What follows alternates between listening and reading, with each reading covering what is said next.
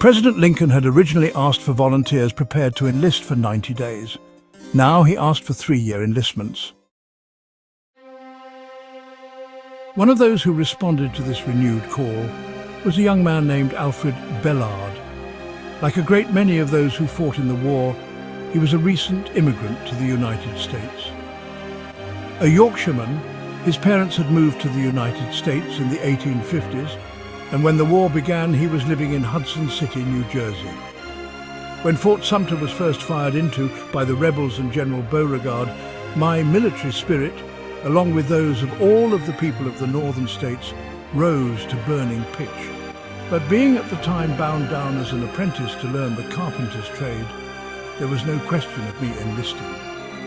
But soon after the Battle of Bull Run, my boss, thinking perhaps that the war would be carried into our own state, left his shop and started for Canada. This left me free to go for a soldier. And so, accordingly, on the 9th day of August 1861, myself and some 8 Hudson City boys presented ourselves at a recruiting rendezvous in Jersey City for enlistment. When the doctor had pronounced us fit for a soldier, and in good condition, General Talbot, the mustering officer, made his appearance, and ordering us to hold up our right hands, read the oath to us, swearing us in for 3 years or during the war, so help me Bob.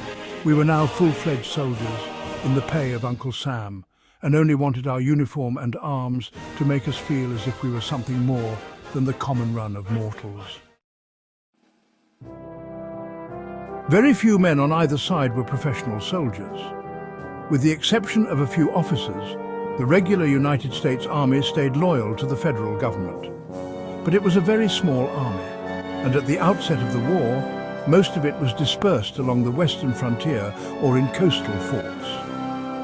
As a result, both the Union and Confederate armies overwhelmingly consisted of new recruits, state militias, and volunteer companies.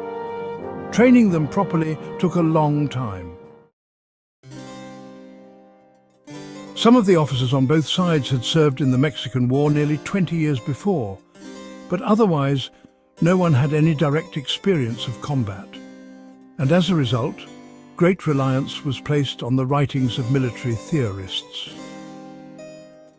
At the beginning of the Revolutionary War, the American forces were naturally trained and organized according to British drill books and tactical doctrines.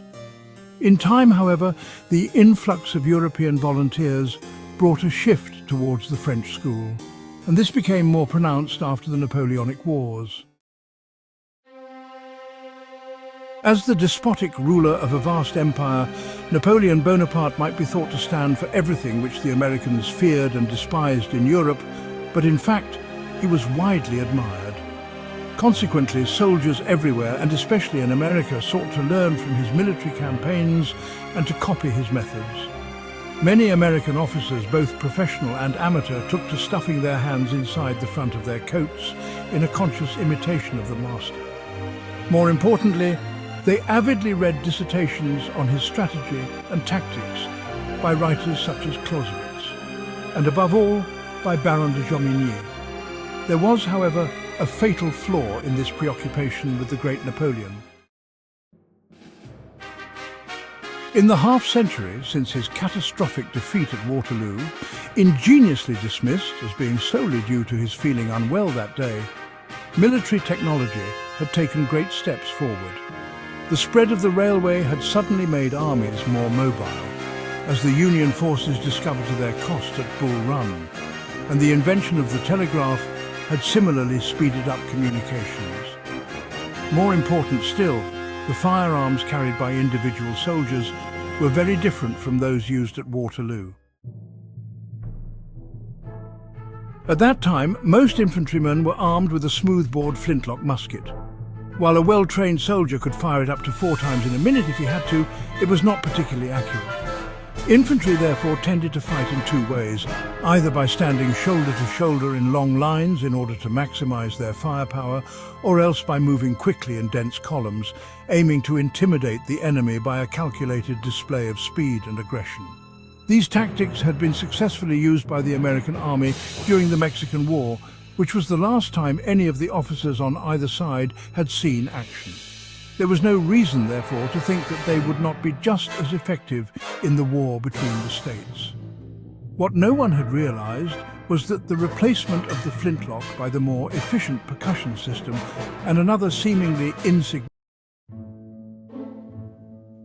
The American Civil War marked a turning point in military history, forever altering the way wars were fought.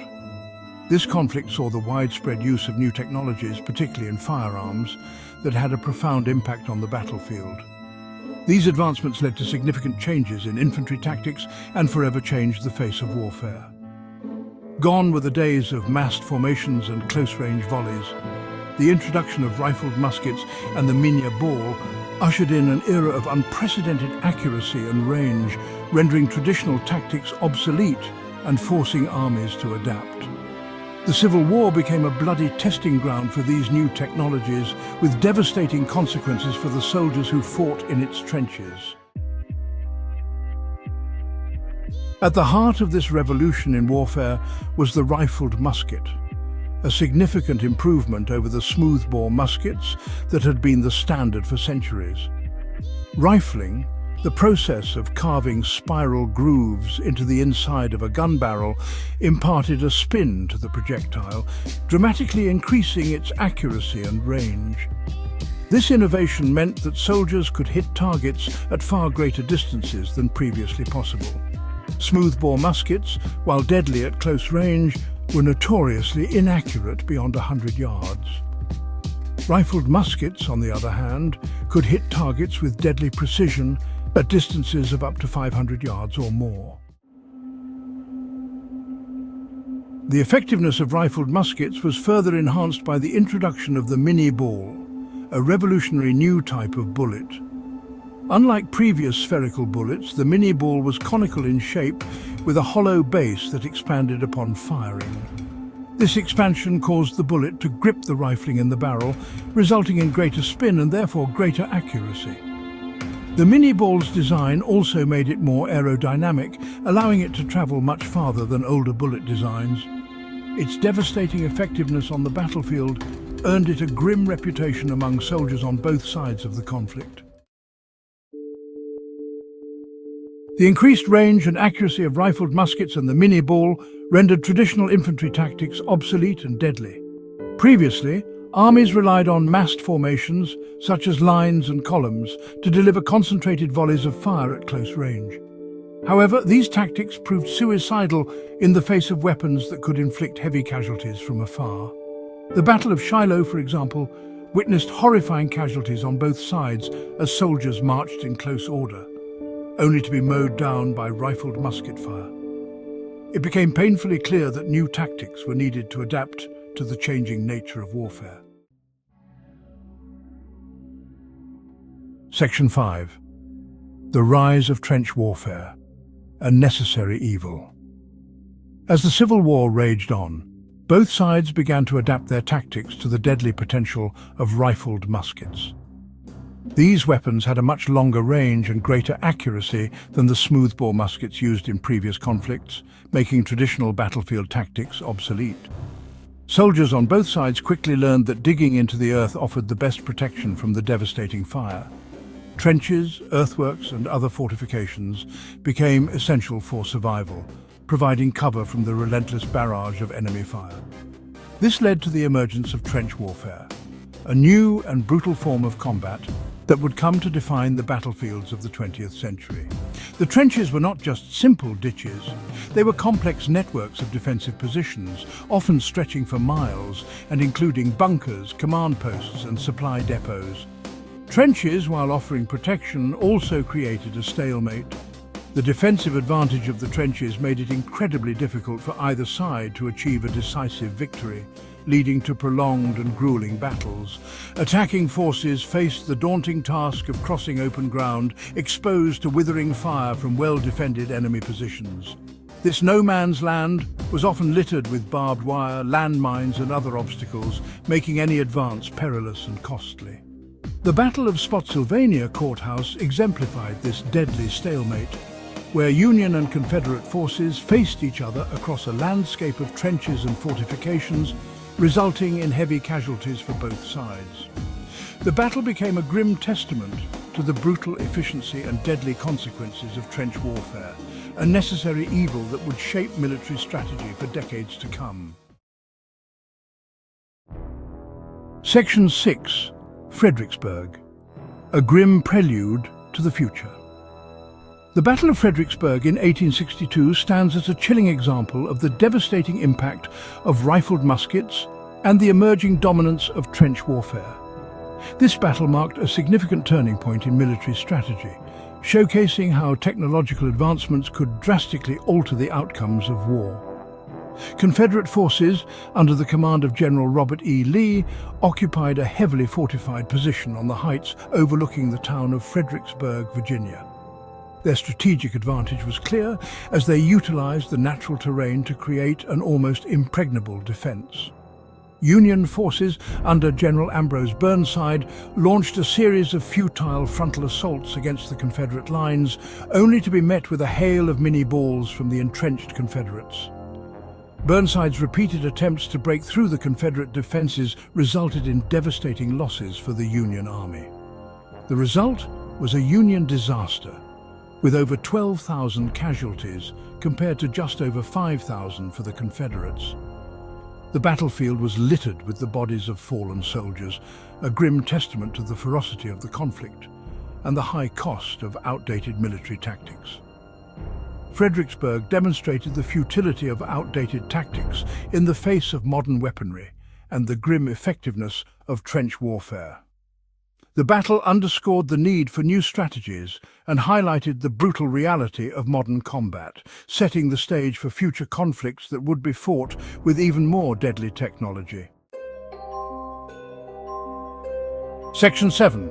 Echoes of the Civil War. Trench warfare in World War I. The lessons learned in the trenches of the American Civil War were tragically echoed on a far larger scale in the First World War. The strategies and tactics developed during the Civil War, such as the use of entrenched positions and defensive fortifications, were adapted and expanded upon in the global conflict that erupted in 1914. The development of the machine gun, a direct descendant of the Gatling gun used in the Civil War, further intensified the firepower available to defending forces. These weapons could fire hundreds of rounds per minute, making any attempt to cross no man's land a deadly endeavor. The machine gun became a symbol of the industrialized warfare that characterized World War I. The battlefields of Europe became a nightmarish labyrinth of trenches stretching for hundreds of miles. These trenches were often filled with mud, water, and the constant threat of enemy attack. Soldiers lived in these conditions for months, enduring the harsh realities of trench life. Attacks, often preceded by massive artillery bombardments, resulted in appalling casualties for minimal gains. The artillery barrages were intended to soften enemy defenses, but they often only served to churn the battlefield into a muddy quagmire, making movement even more difficult. The horrors of trench warfare, first experienced on a large scale during the Civil War, came to define the conflict and left an indelible mark on a generation. The constant threat of death, the omnipresent mud, and the psychological toll of living under such conditions created a unique and harrowing experience for those who served on the front lines. Section 8. The enduring legacy of the mini ball. The mini ball, a symbol of the technological advancements of the Civil War, left an enduring legacy on warfare. Its impact extended far beyond the battlefields of the 1860s, influencing the development of firearms and military tactics for decades to come. The principles behind its design, particularly its conical shape and expanding base, paved the way for modern bullets and their increased accuracy and lethality. The mini ball serves as a reminder of how a seemingly simple technological innovation can have a profound and lasting impact on the nature of warfare. Section 9. Technological advancements and the changing face of war. The American Civil War stands as a pivotal moment in military history. a conflict where technological advancements, particularly in firearms, forced a dramatic shift in military thinking. The rifled musket and the minié ball, once revolutionary innovations, became symbols of the changing face of war. These advancements ushered in an era of unprecedented carnage, forcing armies to adapt and develop new tactics to survive. The emergence of trench warfare, a direct consequence of these technological changes, would cast a long shadow on the 20th century, reaching its terrifying apex in the trenches of World War I. Section 10. Conclusion: the unforgettable impact. The American Civil War serves as a stark reminder that technological advancements are often a double-edged sword. While they can bring progress and innovation, they can also lead to unimaginable destruction and suffering. The rifled musket and the minié ball, for all their technological brilliance, ultimately led to a more brutal and deadly form of warfare. The lessons learned during this conflict continue to resonate today, reminding us of the human cost of war and the enduring need to strive for peace. The echoes of those distant volleys can still be heard, urging us to remember the past and work towards a future free from the horrors of trench warfare. The American Civil War was a crucible that tested the very soul of a young nation, pushing it to its limits and beyond. It pitted brother against brother, state against state, in a brutal conflict that would claim over 600,000 lives, leaving scars that would last for generations. While the war was fought between North and South, the story of the Civil War is incomplete without understanding the significant contributions of immigrants who joined the fray. From Europe's shores to America's battlefields, these newcomers played a pivotal role, bringing with them hopes, dreams, and a desire to make a new life. They joined the ranks of both Union and Confederate armies, their motivations as diverse as their homelands, each with a unique story to tell. These immigrants were drawn to the conflict for a multitude of reasons, each one adding a layer to the complex tapestry of the war. Some sought adventure or a steady wage, a chance to escape the hardships of their previous lives. Others saw a chance to prove their loyalty to their adopted nation, to show that they were willing to fight and die for their new home. Many, especially those who had fled oppression in their homelands, were inspired by the ideals of freedom and unity that the Union represented, ideals they had longed for. The Civil War became a defining moment in American history, not only for its political and social ramifications, but also for the indelible mark left by these immigrant soldiers, whose bravery and sacrifices helped shape the nation.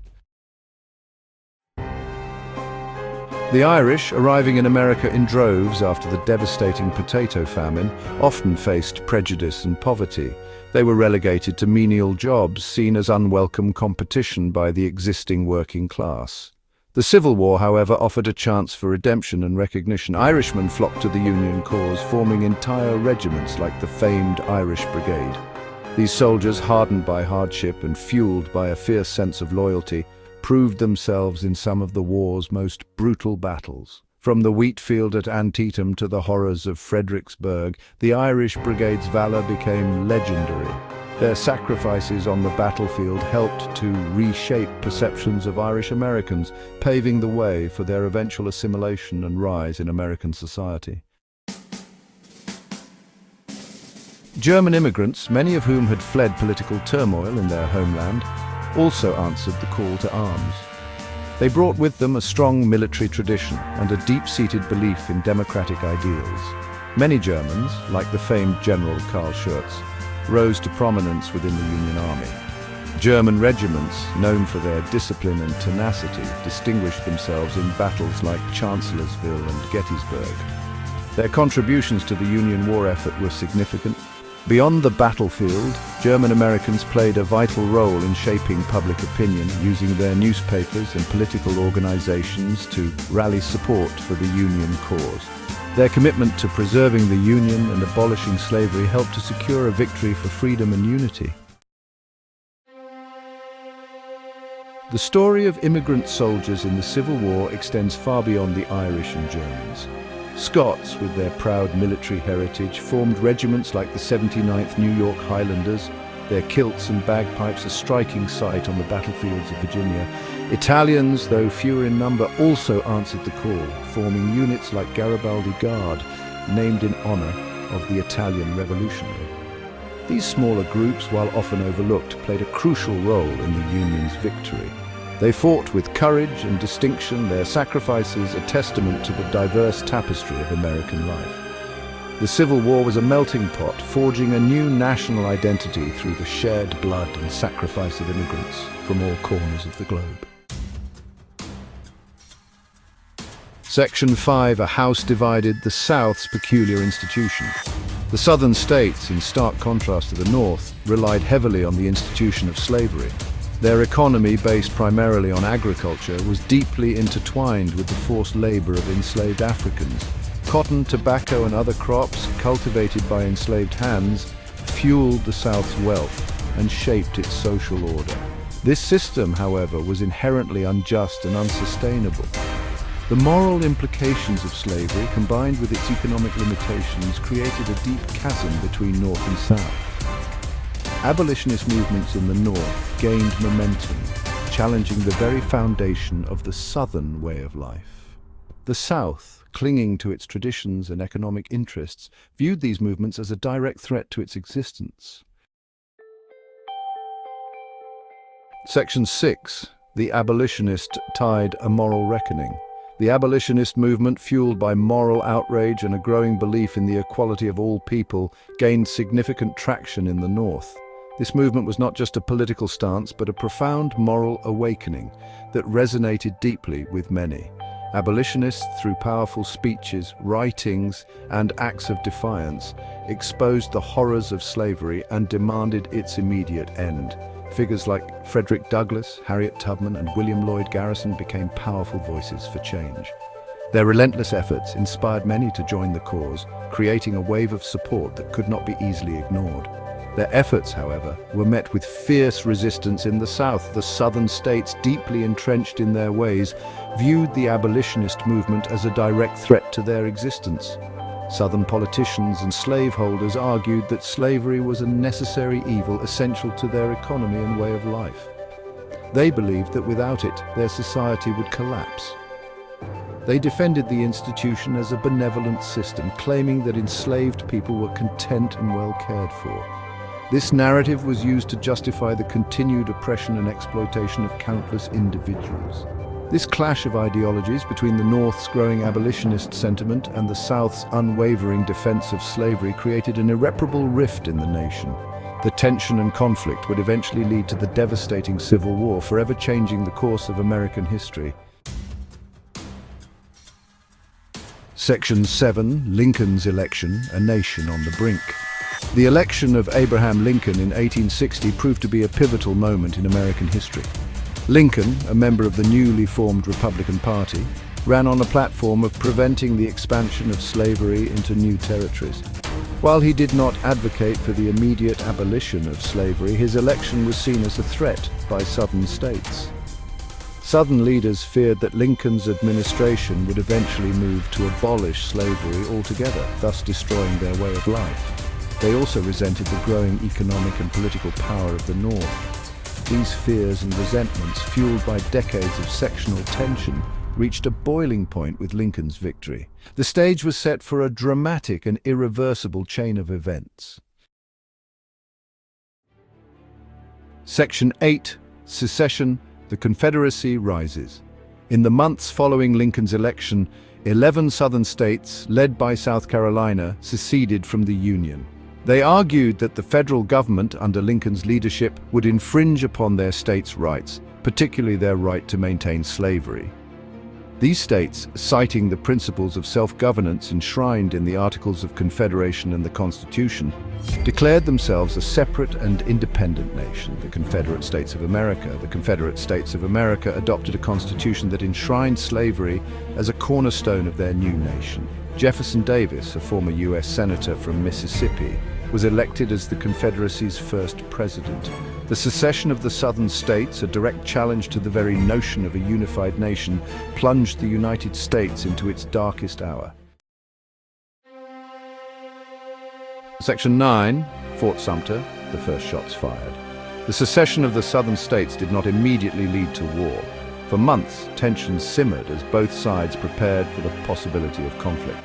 The flashpoint came at Fort Sumter, a federal garrison located in Charleston Harbor, South Carolina. The Confederacy, viewing the fort's presence as a threat, demanded its surrender. President Lincoln, determined to preserve the Union, refused to abandon the fort. On April 12, 1861, Confederate forces opened fire on Fort Sumter, marking the beginning of the American Civil War. The bombardment of Fort Sumter shattered any remaining hope for a peaceful resolution. The nation was now fully engulfed in a bloody conflict, the outcome of which would determine the fate of freedom and unity for generations to come.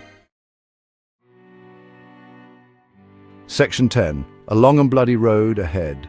The initial battles of the Civil War, often marked by naive optimism and a belief in a quick victory, soon gave way to a grim reality. The early enthusiasm was quickly overshadowed by the brutal truth of war. The conflict, far from being a brief affair, would drag on for 4 long and bloody years. Each season brought new challenges and hardships, testing the resolve of both soldiers and civilians alike.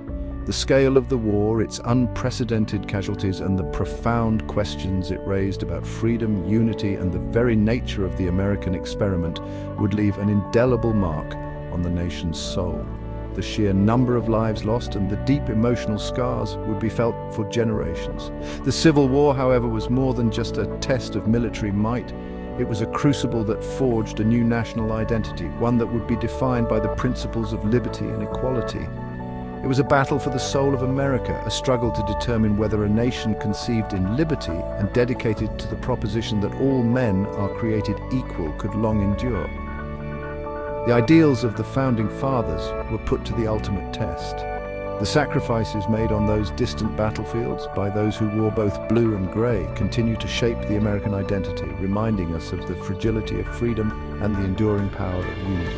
The legacy of their bravery and the lessons learned from their struggles remain relevant to this day, urging us to cherish and protect the As the guns fell silent at last and the white powder smoke cleared, the stars and stripes slowly came down over the squat bulk of Fort Sumter. The unthinkable had happened. American gunners in Charleston, South Carolina, had fired upon their country's flag and their fellow countrymen beneath it. In the North, the news was greeted with outrage, but in the South, there was a grim mood of defiance shot through with exultation. The American Civil War had begun. The American Civil War is generally thought to have been fought solely over the question of slavery. This was certainly the issue which provoked the final crisis, and the split between the states when it came eventually lay for the most part between those which permitted slavery and those which outlawed it. Nevertheless, the real underlying cause of the Civil War was one which had remained unresolved since the Revolution, nearly 100 years earlier. It was the question of sovereignty and the right of each individual state to govern itself as it pleased. Before the Revolution, each of the original 13 states had been a separate colony, administered by its own locally elected council and a royal government. They were all very different in climate, outlook, character, and even in religion, from the Anglicans in the Deep South to the Puritans in New England. Just one thing and one thing alone united them all: a growing resentment of rule from London. And in 1774 each colony sent delegates to a Continental Congress in order to present a united front to the British government. A bitter struggle followed. But once the war was won, and the British had been driven into the sea, the colonists still found themselves faced with a very similar problem. Many who fought in the war argued that they had not won independence for their home states, only to have them subjected to the authority of Congress instead.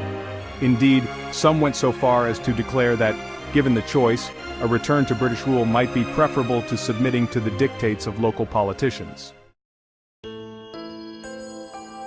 By way of a compromise, therefore, the fledgling United States of America was at first governed by Articles of Confederation, which recognized the independence of the individual states and established a weak central government responsible for foreign policy and for very little else.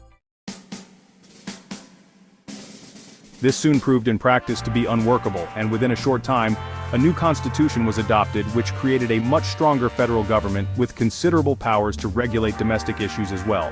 One of these, the issue of slavery, was slow to make itself felt, but when it did, the result was devastating.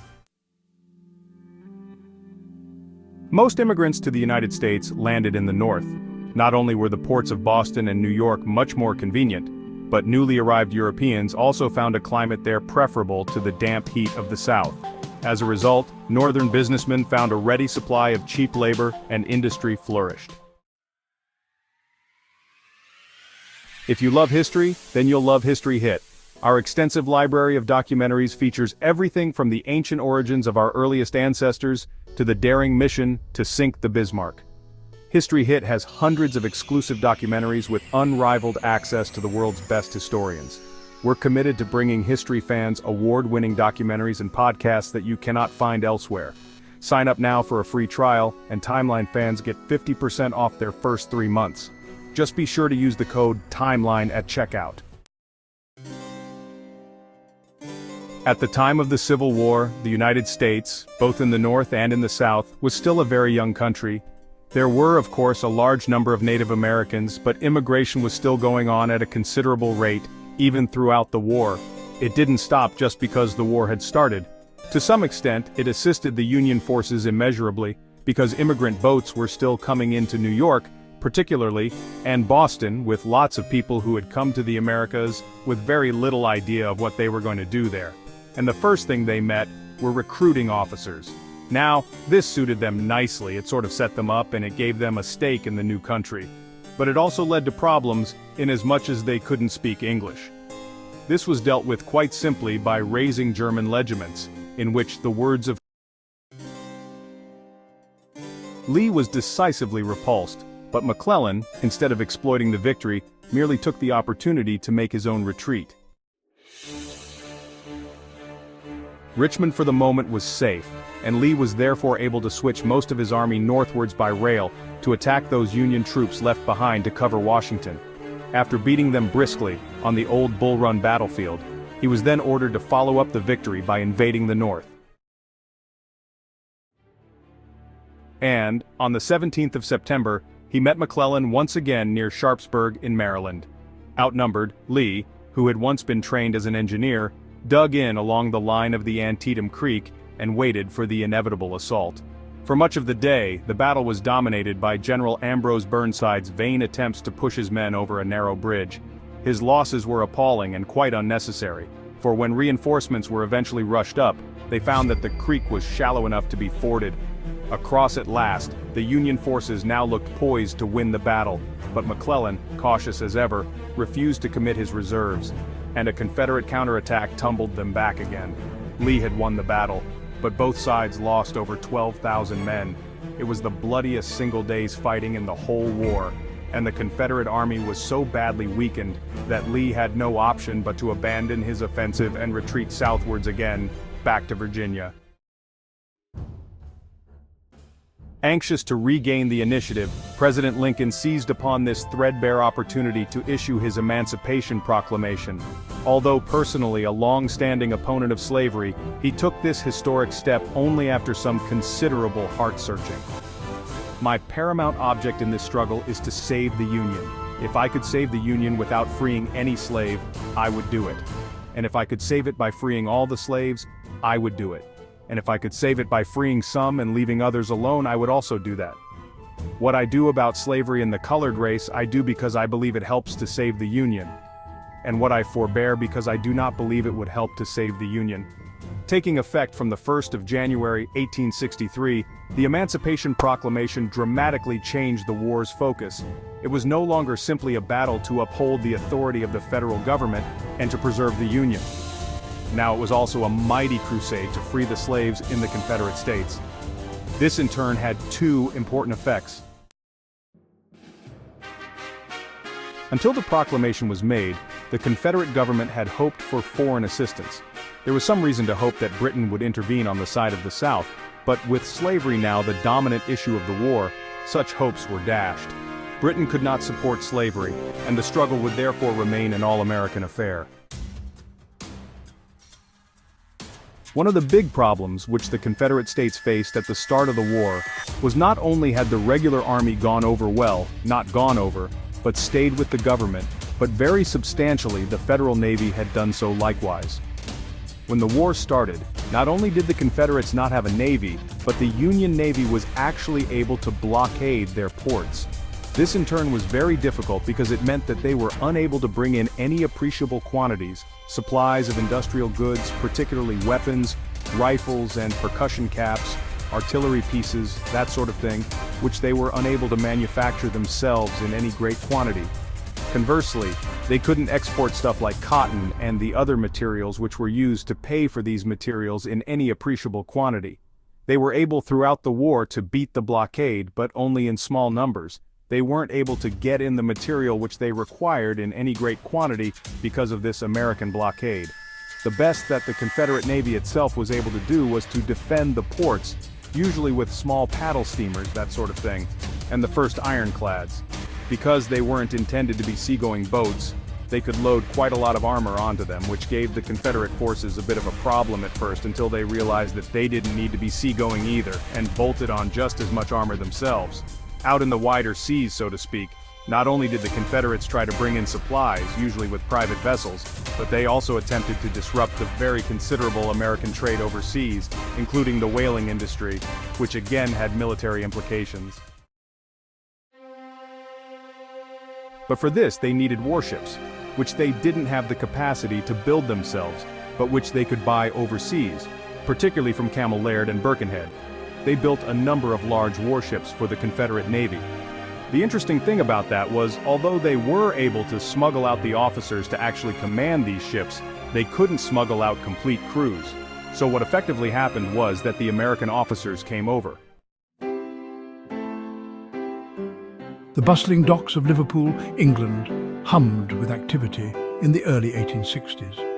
The air was filled with the sounds of clanging metal, shouting sailors, and the constant movement of goods being loaded and unloaded from ships. Among the merchants, shipbuilders and sailors, whispers of a distant conflict echoed the American Civil War. This war, fought thousands of miles away, had far-reaching implications that extended even to the busy ports of Liverpool. The Confederate States of America, newly formed and desperate for support, turned to Britain for aid.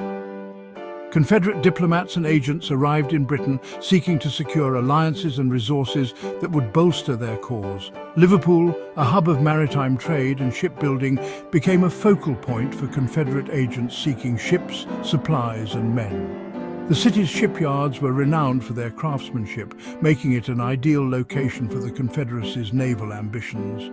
Confederate agents, operating with a mixture of charm and cold hard cash, found a receptive audience among Liverpool's working class.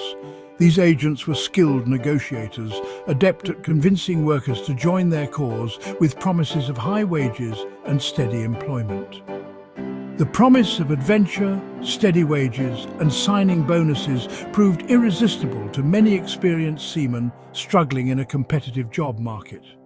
For these men, the opportunity to serve on Confederate ships offered a way out of economic hardship and a chance for excitement on the high seas. Taverns along the waterfront buzzed with rumors of Confederate warships offering lucrative employment, drawing in men eager to escape the drudgery of merchant life. These taverns became recruitment centers where sailors could learn more about the opportunities available to them. These recruitment efforts were not without their critics. Newspapers and pamphlets circulated, condemning the Confederacy and its practices, and protests erupted against the recruitment of British sailors for the Confederate cause. Abolitionist voices in Britain condemned the Confederacy and its reliance on slave labor.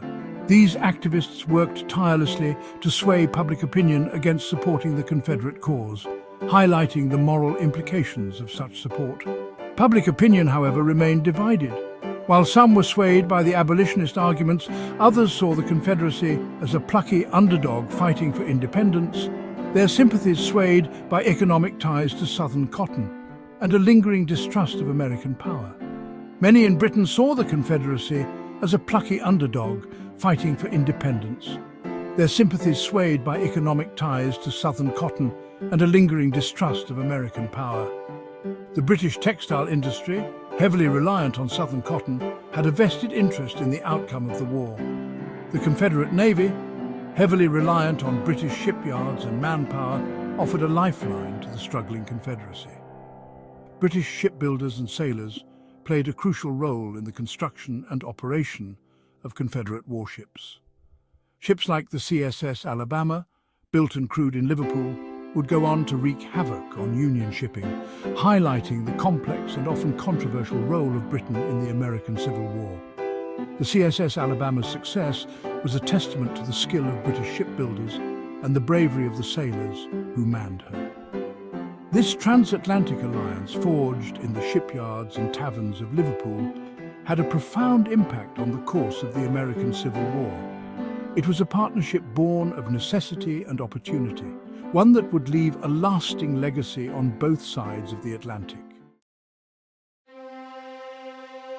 For many British seamen, the decision to enlist in the Confederate Navy was driven by economic necessity rather than political ideology. The mid-19th century was a time of great hardship for many in Britain, with widespread poverty and limited job opportunities. The promise of steady pay and the potential for prize money from captured Union merchant ships presented an attractive alternative to the bleak prospects at home. The allure of steady pay and the promise of prize money from captured Union merchant ships outweighed any moral qualms they may have had about supporting a slaveholding nation. For these men, the economic benefits were immediate and tangible, providing a means to support themselves and their families. The prospect of adventure and the chance to see new parts of the world also played a role in their decision to join the Confederate cause. Life aboard a Confederate warship was harsh and dangerous, but for some, it offered a chance to escape poverty and hardship in Victorian England. The conditions on these ships were far from ideal, with cramped quarters, limited rations, and the constant threat of disease. However, the sense of camaraderie among the crew and the opportunity to prove their skills at sea provided a sense of purpose and belonging that many had not found in their previous lives.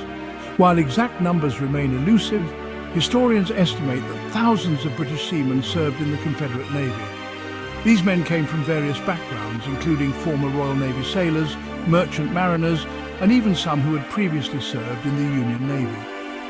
Their reasons for joining were as diverse as their backgrounds, but the common thread was the search for better opportunities and a way to escape the economic struggles of their homeland. They filled a critical shortage of skilled manpower, serving as gunners, navigators and officers on Confederate raiders and blockade runners.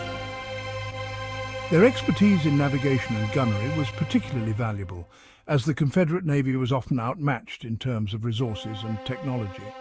The British seamen's experience and training helped to level the playing field, allowing the Confederates to mount effective raids and evade Union blockades. These men, often highly skilled and experienced, brought with them a wealth of maritime knowledge that proved invaluable to the Confederate war effort. Their ability to operate and maintain the ships, as well as their tactical acumen in naval engagements, made them a crucial asset.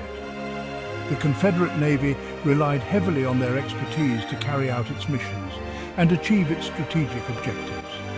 Life aboard these vessels was a far cry from the relative comfort of British merchant ships. The conditions were often squalid, with limited space, poor ventilation, and inadequate sanitation. Despite these challenges, the British seamen adapted to their new environment, drawing on their resilience and resourcefulness to endure the hardships of life at sea. Confederate warships were often short on supplies, plagued by disease, and constantly harassed by the Union blockade. The lack of resources meant that the crew had to make do with what little they had, often going without basic necessities. The threat of illness was ever present, with outbreaks of scurvy, dysentery, and other diseases taking a heavy toll on the crew. Despite these adversities, the British seamen remained committed to their duties, demonstrating remarkable fortitude and determination.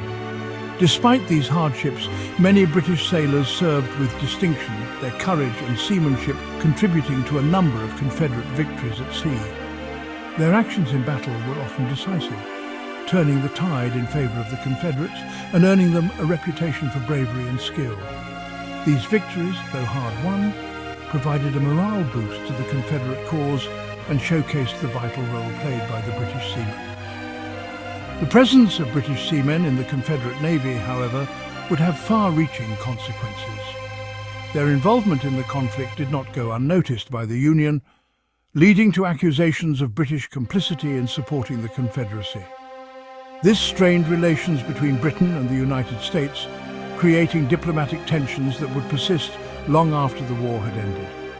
It strained relations between Britain and the United States, fueling accusations of British complicity in prolonging the war. The issue became a contentious topic in both countries, with debates in the British Parliament and the US Congress reflecting the deep divisions and suspicions that had arisen. The diplomatic fallout from the British seamen's involvement in the Confederate Navy would have lasting implications for international relations in the post-war period. The issue of foreign involvement in the Civil War, particularly the role of British seamen, would become a major point of contention in the post-war years, casting a long shadow over Anglo-American relations. Historians and political analysts would continue to debate the extent and impact of British participation in the conflict, examining the motivations and consequences of their actions. The legacy of these British seamen, both in terms of their contributions to the Confederate war effort and the diplomatic repercussions, remains a significant and complex chapter in the history of the Civil War. As the Civil War drew to a close, the United States emerged victorious, but deeply scarred.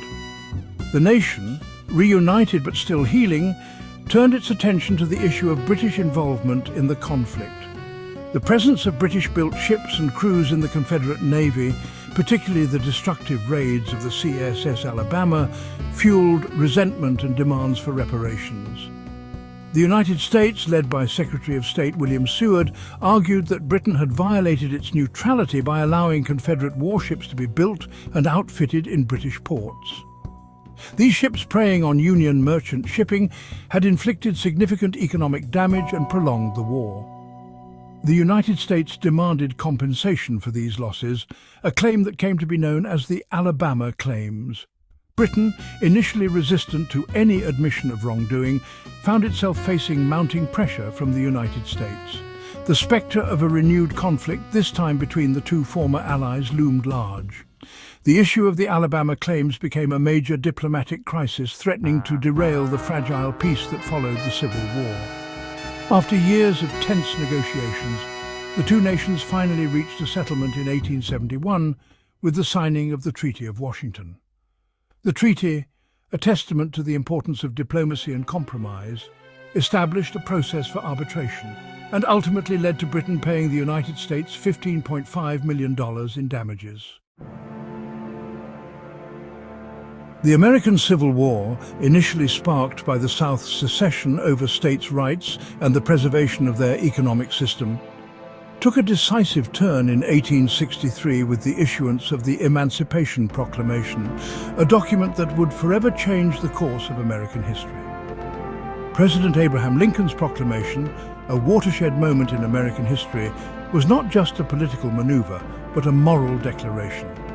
It declared that all slaves held in Confederate territory were to be freed, a bold and unprecedented move. This bold move redefined the war, transforming it from a struggle to preserve the Union into a fight for human freedom and equality.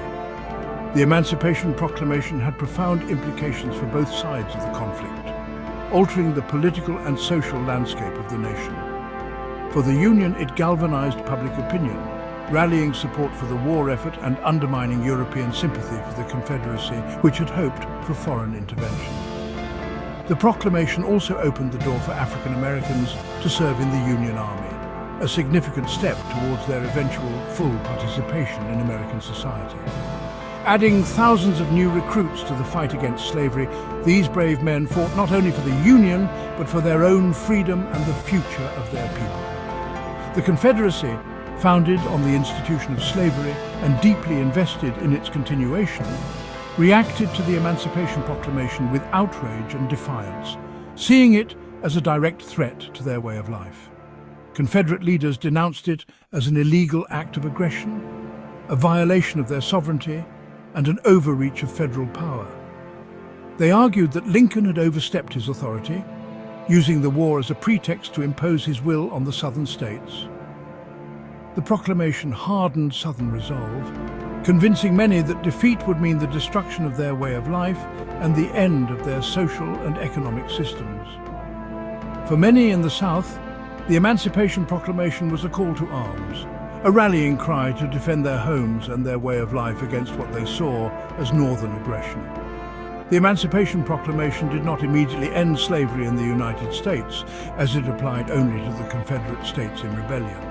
It did, however, fundamentally alter the nature of the war, placing the issue of slavery front and center and making it clear that the Union was fighting for a new birth of freedom. The proclamation marked a turning point in the conflict, shifting the moral and political stakes and setting the stage for the eventual abolition of slavery. The proclamation marked a turning point in the conflict, setting the stage for the eventual abolition of slavery and the reunification of the nation. The Emancipation Proclamation was a crucial step towards the eventual abolition of slavery and the reunification of the nation, a testament to the enduring struggle for freedom and equality in America.